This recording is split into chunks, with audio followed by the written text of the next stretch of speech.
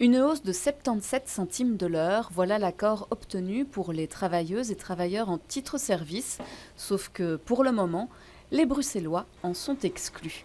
La Flandre et la Wallonie n'ont pas invité la région bruxelloise à la table des négociations.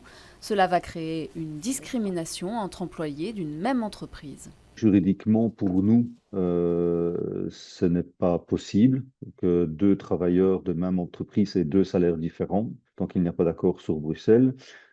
C'est même pas entre deux travailleurs, c'est une même travailleuse. Les travailleuses qui nettoient chez un particulier à Bruxelles le matin et à Overijs l'après-midi ne toucheraient pas le même montant de l'heure, un vrai casse-tête aussi pour les sociétés de titre-service. Ça va être un dispositif très compliqué à mettre en œuvre par les entreprises. C'est pour ça, je pense que l'ensemble des partenaires autour de la table, patronat, syndicats, mais aussi les représentants des gouvernements qui étaient présents, ont fait appel à ce que Bruxelles s'aligne et les mêmes règles de mise en œuvre. Du côté du ministre de l'Emploi bruxellois, on dénonce l'absence de concertation entre les régions et se proclame en mesure d'augmenter le salaire, même si les affaires courantes compliquent la situation. On ne peut pas prendre des décisions qui ont un impact budgétaire ou réglementaire. Donc on va devoir être très créatif parce que certainement pour garantir aux travailleuses en secteur des titres-services une augmentation salariale qui est bien méritée, il faudra qu'on trouve les moyens budgétaires de le financer.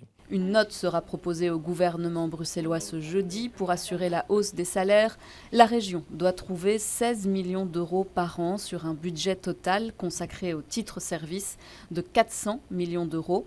Sans cet argent, la région pourrait se tourner vers les utilisateurs. Mais pour cela, il faut soit une initiative parlementaire, soit un gouvernement de plein exercice.